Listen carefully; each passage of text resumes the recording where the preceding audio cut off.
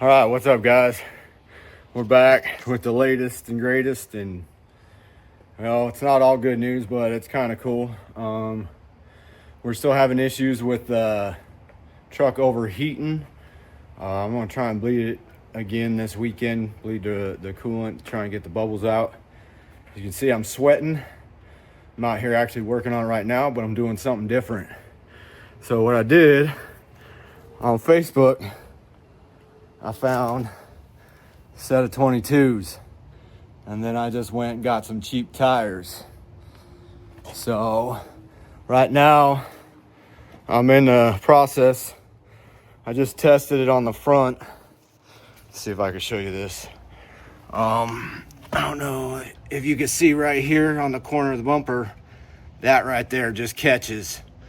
So when you turn in, so I'm gonna have to trim that up a little bit. Shouldn't be too bad with the cutoff wheel, but I'm gonna go ahead and do that, and we'll get back when all four are all installed, and then hopefully later we'll do some mess around with the coolant and get it running.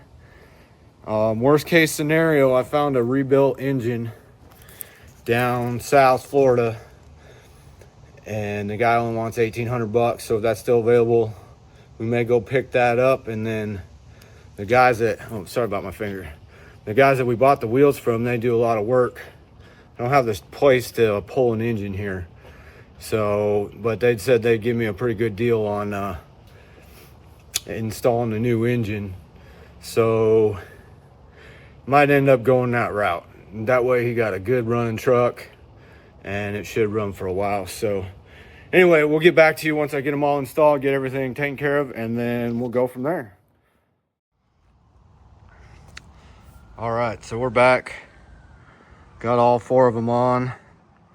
I'll show you where I had to cut the bumper at. I don't know if you can see right here, I cut that. There was a little tab that was sticking out. So I just cut it flushed. Can't even hardly tell without, if you didn't know it, you wouldn't know it. You know what I mean? So now the steering clears. You can turn full lock, right, left, no rubbing. I bought the tires off the wheels off Facebook, so not 100% what they are, but I know they're 22s. I believe they're 12 wide, maybe they're 10s. I'm not sure. Probably should have measured it. But then we got 285, 45, 22 tires on it. And I gotta say, I think it looks pretty dang good. And I was a huge fan of the stock wheels. I really like the factory 16s that they come with, the 16-inch Alcoas. But man, this sure does look sharp. I'll probably buy some polish, try and clean them up. They were just sitting in the guy's yard. I guess he had a customer and just left them there and never wanted to come get it. So the guy said, hey, you have them for $150. And then I went to some cheapo tire shop and got some used tires. For now, we don't know if we get it lifted, we might go a little bit bigger. But I think Gavin likes, of course he's at school right now, I think Gavin likes the way it looks. So we may either do like a 1-inch like level kit in the front, or maybe like a 2-inch all the way around. But I'm not sure. I know with the front suspension on these, it's got the twin beam. I don't know if you can see it down there, but it's got the twin beams that go across. Anytime you go up or down, I used to have Ford Rangers that were really lowered. You're always going to have alignment issues with them because you can only align it, the camber, you can only align so much with bushings, and then that's it. So we haven't decided. I think the main focus right now is just to get it running. Biggest reason I went and got these wheels and tires was, if you remember from the previous video, I showed you that back tire just blew out. So I was going to need tires and wheels, or at least tires.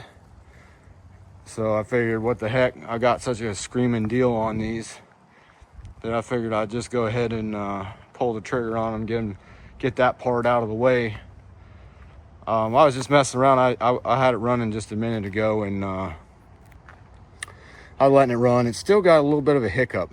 It seems like some kind of a misfire, and I'm not sure if it's maybe it's the plugs that I put in it, or when I put the new cap on the distributor, it didn't come with the rotor, which I thought was pretty odd. I thought they always came with the rotor.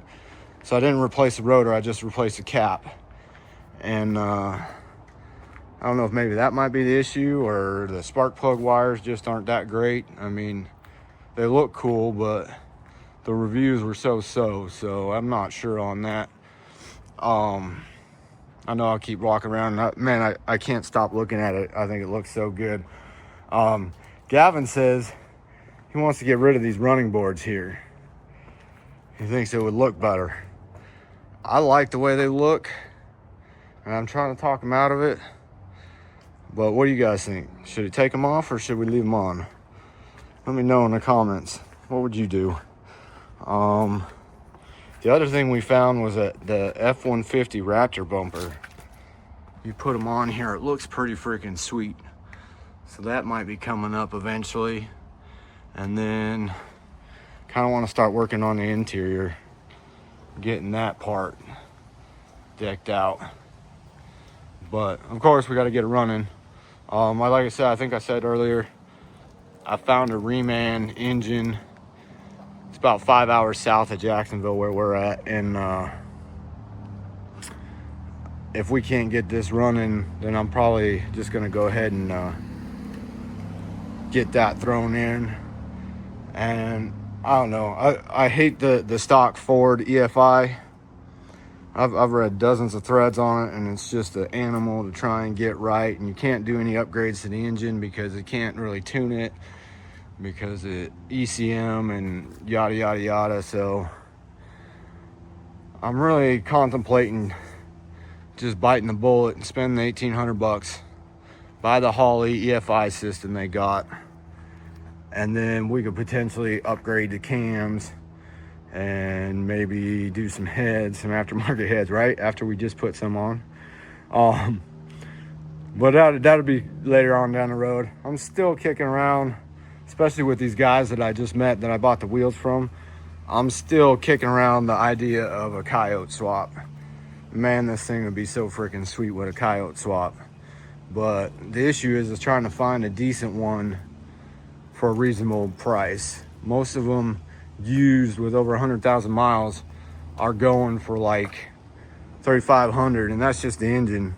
I've seen a few on eBay. You get the engine and the transmission for like $3,000, and if I could pull the trigger on something like that, I might actually do it. But I don't know, I'm kind of gun shy about buying off of eBay, especially when can't actually be there to see the stuff in person. But I don't know, maybe we'll take a road trip and go buy it. Who knows? I kind of like the idea of the 351 though. Just keep it the way it is.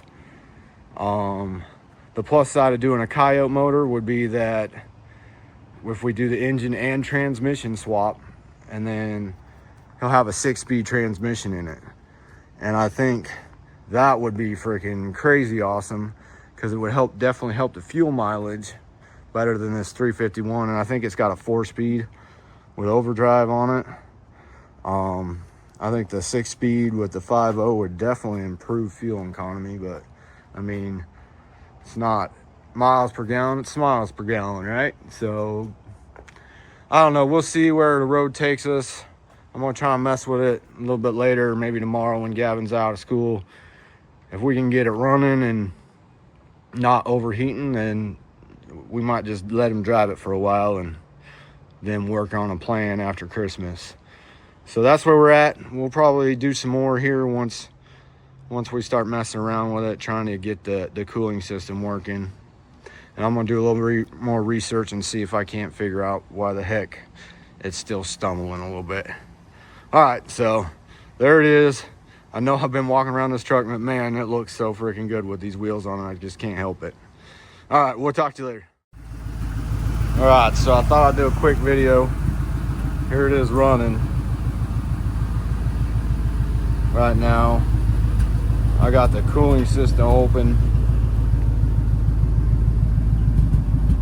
trying to get the bubbles out. I think the blower motor might have quit altogether on it. It's not coming on at all.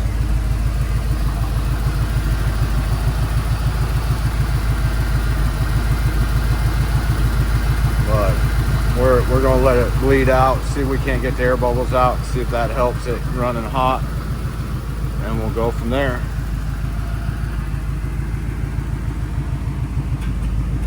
It's still got a little stumble in it. I noticed the vacuum line that I had forgot to connect, but I hooked that back up, and you could hear, I don't know, maybe you can't, it's still got a little stumble, like it's got a miss or something. All right, we're back at it this morning. Gavin, what are we gonna do this morning? Check the temperature housing off, right? We're gonna pull the thermostat. Whatever. So what I'm thinking is that something's wrong with the thermostat. It's not opening up or something, and that's why it's heating up. So we're gonna pull that, see if that helps the issue. And then if that don't do nothing, I might try the water pump next. And then if that don't work, it's probably gonna be a new engine for the truck. I don't feel like the head gaskets are still the issue. I don't think that's why it's building up pressure in the coolant. We had the heads resurfaced and the block looked pretty good. And I know I put it together good, so I don't really think that's the issue, but we're gonna try and find out here. All right, so we're back. We let it run for about an hour. Didn't overheat. After we took the thermostat out, the thermostat's completely out, running wide open. So we let it run for about an hour with the cap off, with the funnel on that we have, and it ran fine. Didn't heat up once. So then we put the cap back on, ran it for what, 10 minutes? Yeah. 10 minutes. Took a little drive over to the gas station, filled up the rear tank. Cost $30 just to freaking fill it up. It's definitely still running rich and using gas. But we got back and we noticed, I don't know if you'll be able to see it on the camera, but looks like we got a pretty good oil leak there. And I'm almost 100% sure that's the rear main seal, which that's not something I can attempt to do here in the driveway. So next step is the guys I bought the wheels from, I'm gonna give them a holler. See how much they want to do that, and then we're gonna make a decision. We might just throw the new motor in if it's got to come out and all that. The transmission's gonna have to come out. I might as well just freaking put the money into it now and call it a day. So I gotta do some thinking on it, but that's where we're at for now. Once we get an update, we'll come back and let you know, but this is gonna be all for this week. But as you can see, we got the wheels on it. It's looking tough. The motor's feeling strong. That's why I'm kind of up and down on whether or not I should pull the trigger on a new one. But it'd be nice just to have the peace of mind. Like I said, if we're gonna have it out and all that, we're gonna be paying that labor anyway. We might as well drop the money and do it the right way. So we'll see. But y'all have a good one, and I'll let you know when we got an update.